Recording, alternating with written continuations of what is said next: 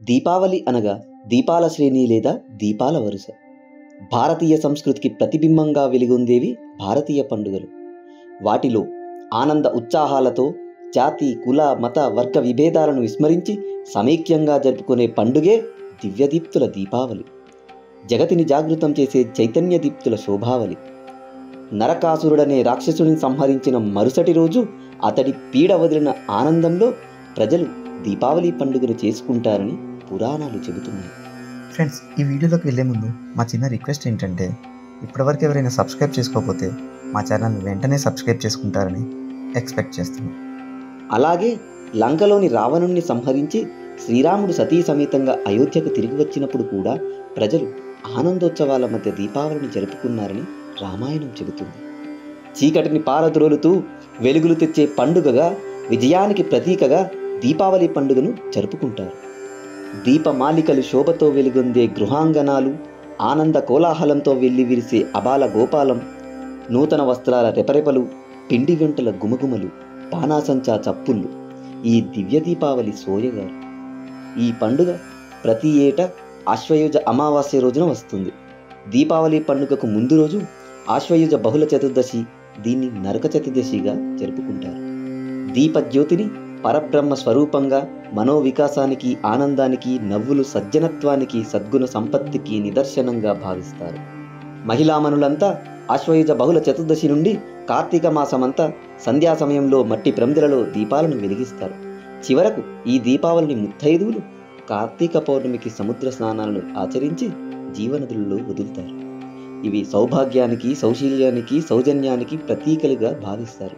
పైగా ఈ దీపావళి శరదృతువులో అరుదించటం విశేషం. మనో నిశ్చతలకు, సుఖశాంతులకు అనువైన కాలం ఇది. దీపాల పండుగ అయిన దీపావళి రోజున మహాలక్ష్మి పూజను జరుపుకోవడానికి ఓ విశిష్టత ఉంది. పూర్వం దుర్వాస మహర్షి ఒకమారు దేవేంద్రుని ఆతిథ్యానికి సంతసించి ఒక మహిమాన్వితమైన హారాన్ని ప్రసాదించాడు. ఇంద్రుడు దానిని తిరస్కార భావంతో తన వద్దనున్న ఐరావతం అను ఏనుగు మెడలో వేస్తాడు. అది ఆ హారాన్ని కాలితో తొక్కివేస్తుంది. అది చూచిన దుర్వాసనుడు ఆగ్రహం చెంది దేవేంద్రుని శపిస్తాడు. తత్ఫలితంగా దేవేంద్రుడు రాజ్యమును కోల్పోయి సర్వసంపదలు పోగొట్టుకుని దిక్కుతోచక శ్రీహరిని ప్రార్థిస్తాడు.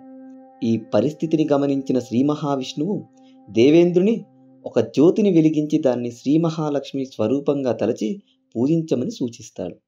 దానికి లక్ష్మీదేవి తృప్తి చెందినదని, లక్ష్మీదేవి అనుగ్రహంతో తిరిగి త్రిలోకాధిపత్యాన్ని, సర్వ సంపదలను పొందాడని పురాణాలు చెబుతున్నాయి. ఆ సమయంలో శ్రీ మహావిష్ణువు చెంతనే ఉండే మహాలక్ష్మీదేవిని ఇంద్రుడు ఇలా ప్రశ్నించాడు. తల్లి, నీవు కేవలం శ్రీహరి వద్దనే ఉండటం న్యాయమా? నీ భక్తులను కరుణించవా అంటాడు.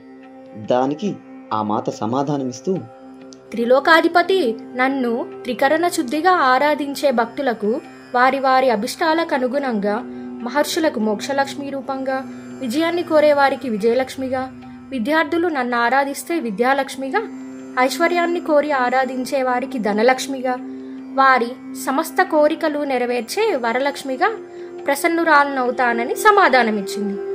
అందుచేత దీపావళి రోజున మహాలక్ష్మి పూజించే వారికి సర్వ సంపదలు చేకూరుతాయని విశ్వాసం.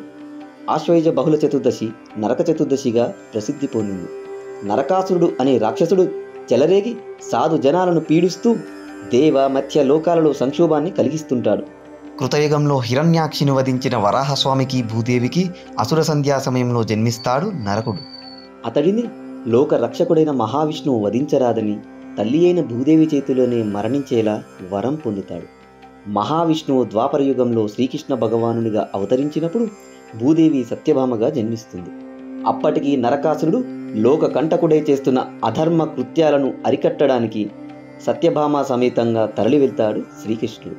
వారి మధ్య జరిగిన భీకర సంగ్రామంలో భూదేవి అంశ అయిన సత్యభామ శరాఘాతాలకు మరణిస్తాడు నరకుడు.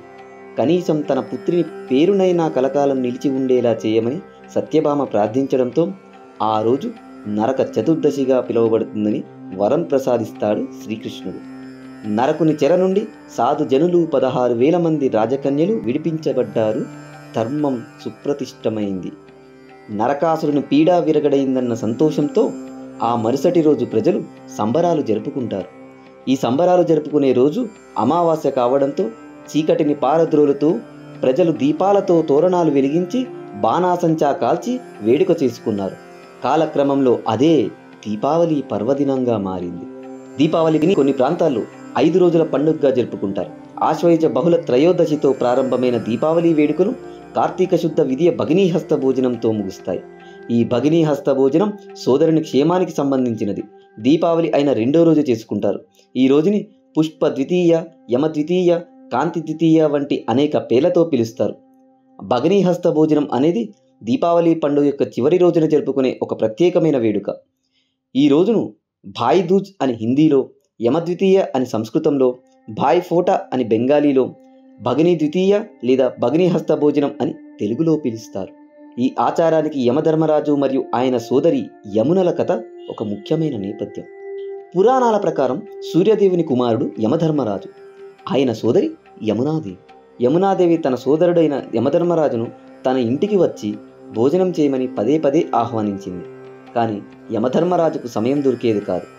ఒకసారి యమధర్మరాజు యమునాదేవి ఆహ్వానాన్ని అంగీకరించి ఆశ్వయుజ శుక్ల విధియ నాడు ఆమె ఇంటికి వచ్చాడు. అంటే దీపావళి తరువాత వచ్చే 2వ రోజు. యమునాదేవి తన సోదరుడి రాకతో చాలా సంతోషించి అతనికి ప్రేమతో భోజనం వండి పెట్టింది. ఆమె ఆతిథ్యానికి, ప్రేమకు సంతోషించిన యమధర్మరాజు, తల్లి నీకు ఏమి వరం కావాలో కోరుకో అని అడిగాడు.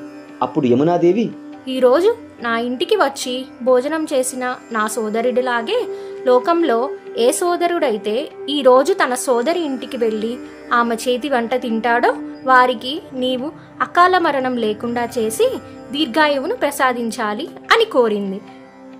యమధర్మరాజు ఆ వరాన్ని ప్రసాదించి తదాస్తు అన్నాడు.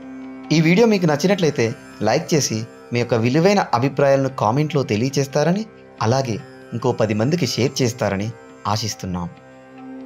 చివరగా ఒక్క మాట, మన సంస్కృతిని కాపాడుకుందాం, మన సాంప్రదాయాలను గౌరవిద్దాం మరియు మన దేశాన్ని ప్రేమిద్దాం. జై హింద్.